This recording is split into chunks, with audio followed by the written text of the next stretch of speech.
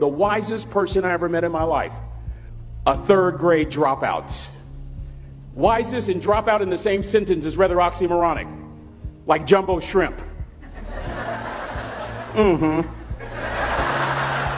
Like fun run, ain't nothing fun about it. Like Microsoft Works, y'all don't hear me. I used to say like country music, but I've lived in Texas so long, I love country music now. I hunt, I fish, I have cowboy boots and cowboy. Y'all, I'm a black neck redneck. Do you hear what I'm saying to you? No longer oxymoronic for me to say country music. And it's not oxymoronic for me to say third grade and dropout. That third grade dropout, the wisest person I ever met in my life, who taught me to combine knowledge and wisdom to make an impact, was my father. A simple cook. Wisest man I ever met in my life. Just a simple cook. Left school in the third grade to help out on the family farm, but just because he left school doesn't mean his education stopped. Mark Twain once said, "I've never allowed my schooling to get in the way of my education."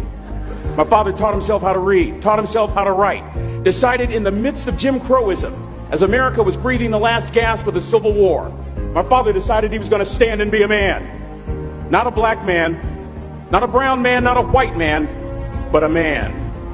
He literally challenged himself to be the best that he could all the days of his life. I have 4 degrees. My brother is a judge. We're not the smartest ones in our family. It's a third grade dropout daddy. A third grade dropout daddy who was quoting Michelangelo, saying to us, "Boys, I won't have a problem if you aim high and miss, but I'm going to have a real issue if you aim low and hit." A country mother quoting Henry Ford, saying, "If you think you can or if you think you can't, you're right." I learned that from a third grade drop. Simple lessons. Lessons like these. Son, you'd rather be an hour early than a minute late. We never knew what time it was at my house because the clocks were always ahead. My mother said for nearly 30 years my father left the house at 3:45 in the morning. One day she asked him, "Why, Daddy?" He said, "Maybe one of my boys will catch me in the act of excellence. I want to share 2 things with you." Aristotle said, "You are what you repeatedly do." Therefore, excellence ought to be a habit, not an act. Don't ever forget that. I know you're tough, but always remember to be kind.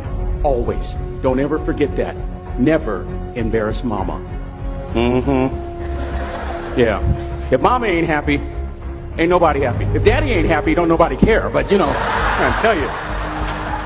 Next lesson. Lesson from a cook over there in the galley. Son, make sure your servant's towel is bigger than your ego. Ego is the anesthesia that deadens the pain of stupidity. Y'all might have a relative in mind you want to send that to. Let me say it again. Ego is the anesthesia that deadens the pain of stupidity. Pride is the burden of a foolish person. John Wooden coached basketball at UCLA for a living, but his calling was to impact people.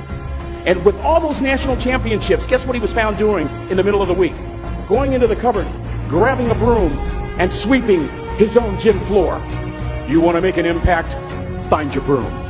Every day of your life, you find your broom. You grow your influence that way. That way you're attracting people so that you can impact them. Final lesson. Son, if you're going to do a job, do it right. I've always been told how average I can be. Always been criticized about being average. But I want to tell you something. I stand here before you, before all of these people, not listening to those words, but telling myself every single day to shoot for the stars, to be the best that I can be. Good enough isn't good enough if it can be better, and better isn't good enough if it can be best. Let me close with a very personal story that I think will bring all this into focus. Wisdom will come to you in the unlikeliest of sources, a lot of times through failure. When you hit rock bottom, remember this. While you're struggling, rock bottom can also be a great foundation on which to build and on which to grow. I'm not worried that you'll be successful. I'm worried that you won't fail from time to time. The person that gets up off the canvas and keeps growing, that's the person that will continue to grow their influence. Back in the 70s, to help me make this point, let me introduce you to someone. I met the finest woman I'd ever met in my life. Back in my day, we'd have called her a brick house. This woman was the finest woman I'd ever seen in my life. There's just one little problem. Back then, ladies didn't like big old linemen. The Blind Side hadn't come out yet. They like quarterbacks and running backs. We're at this dance, and I find out her name is Trina Williams from Lompoc, California. And we're all dancing, and we're just excited. And I decide in the middle of dancing with her that I would ask her for her phone number. Trina was the first one. Trina was the only woman in college who gave me her real telephone number. The next day, we walked to Baskin & Robbins ice cream parlor. My friends couldn't believe it. This has been 40 years ago, and my friends still can't believe it. We go on a second date, and a third date, and a fourth date. We drive from Chico to Vallejo so that she could meet my parents. My father meets her. My daddy, my hero, he meets her, pulls me to the side and says, "Is she psycho?" But anyway... We go together for a year, 2 years, 3 years, 4 years. By now, Trina's a senior in college. I'm still a freshman, but I'm working some things out. I'm so glad I graduated in 4 terms. Nixon, Ford, Carter, Reagan. So now it's time to propose. So I talk to her girlfriends, and it's California. It's in the 70s, so it has to be outside. Have to have a candle, and you have to have, some chocolate. Listen, I'm from the hood. I had a bottle of Boone's Farm wine. That's what I had. She said yes. That was the key. I married the most beautiful woman I'd ever seen in my life. Y'all ever been to a wedding, and even before the wedding starts, you hear this? How in the world? And it was coming from my side of the family. We get married. We have a few children. Our lives are great. One day, Trina finds a lump in her left breast. Breast cancer. 6 years after that diagnosis, me and my 2 little boys walked up to Mommy's casket.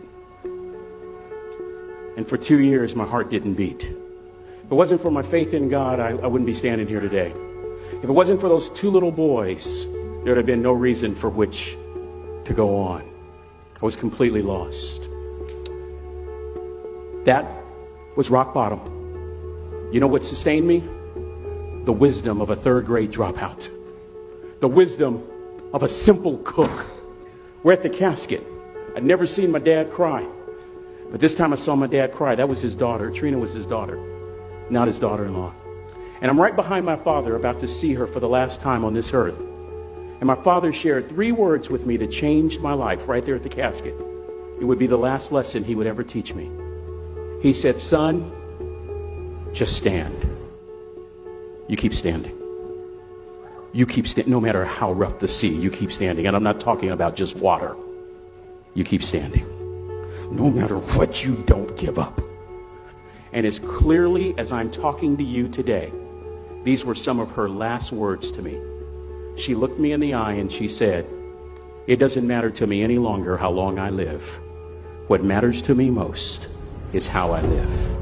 I ask y'all one question.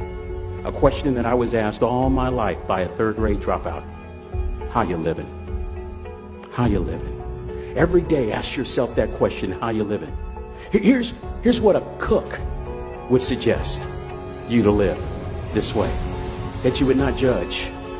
That you would show up early. That you'd be kind.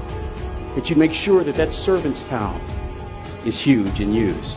That if you're going to do something, you do it the right way. That cook would tell you this, that it's never wrong to do the right thing. That how you do anything is how you do everything. And in that way, you will grow your influence to make an impact. In that way, you will honor all those who have gone before you, who have invested in you. Look in those unlikeliest places for wisdom. Enhance your life every day by seeking that wisdom and asking yourself every night, how am I living? May God richly bless y'all. Thank you for having me.